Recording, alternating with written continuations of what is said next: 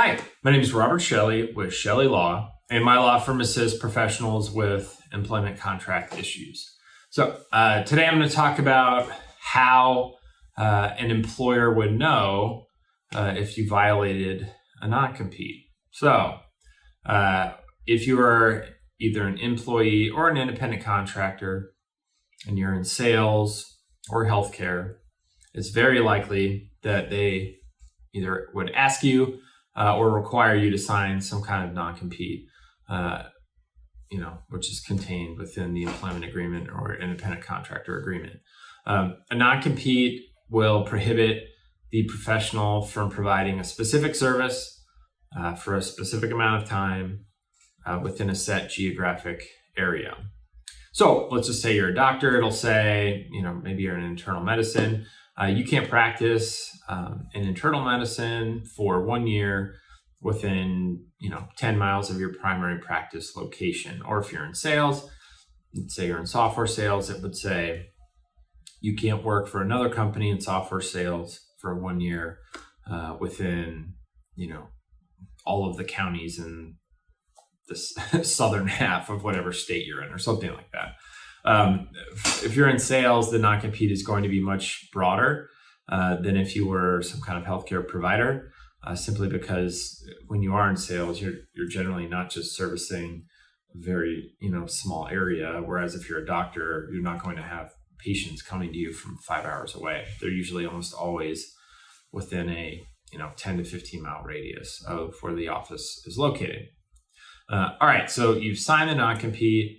The contract ends, you're moving on, and then for whatever reason, you accept a position that violates the non-compete. How would the employer ever know? Well, some simple things. First, if you're a healthcare provider and you've signed the non-compete and it says you can't work within 10 miles of the office, and then you establish an office within 9 miles, well, that's pretty easy. If you're with a smaller group, it's much more likely that they will follow up than if you were with some huge, healthcare conglomerate. For instance, if you worked for, a hospital network that has 20 hospitals in a city, and then you move on, I can just tell you from experience, it's much less likely that they're going to follow up versus if you worked in a 3-person office, 3-physician office. They're very likely going to keep track of where you go after the fact. Now, let's say you're outside of the area in the non-compete, but maybe it says you can't provide services to anyone that you provided services for while you were working. Well, that's a little trickier, right? Unless the patient or business informs your past employer that they're working with you, it's probably going to be unlikely that your old employer is going to know that you violated the agreement. It is a bad idea to sign an agreement just expecting to break it. Even if it's most likely unenforceable, you're potentially going to have to either litigate or go to arbitration. If you think it should be unenforceable, which could be costly if you potentially lose.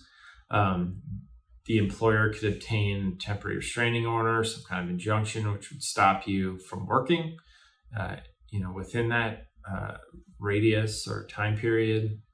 So once an employer would find out, whether they come after that provider or not really just depends. I mean, certainly when I'm doing contract reviews, people can say, oh, this is a very litigious, owner. Like they go after everyone if they violate something. Whereas others, they say, well, it's pretty laissez-faire. They just don't care at all. So it will depend upon the employer. However, I mean, strongly consider not signing any agreement that you are not happy with, and do not sign an agreement that you're just going to say, well, you know what, I'm just going to risk it and break it after the fact. I just think that's poor,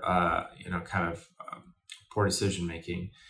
If you want to change the terms of the non-compete, negotiating it prior to signing the employment agreement or independent contractor agreement is the time to do it. And it's also based upon leverage. So if you're just out of training, new to sales, you just simply don't have as much leverage to change the contract as somebody who has a ton of experience, a ton of proven, positive professional performance. In that scenario, if you bring a ton of value to a company, they would be much more likely to amend the agreement the non-compete in some way that is advantageous to the employee. So how an employer finds out if you're violating it, it could be word of mouth. They could come up and check on you. If it's in healthcare, they could look at the medical record and see that you're providing services to that past patient. There's a number of ways of doing it. So I suggest, never sign an agreement that you're just going to anticipate breaking. It's just a bad idea. All right. If you have any questions about your non-compete agreement, you can always call my law firm at the phone number listed below in the description. You can reach us through our website at chellelaw.com. If you thought this video was helpful, please like, subscribe to the channel. We release videos every day. All right. Appreciate it. Thanks.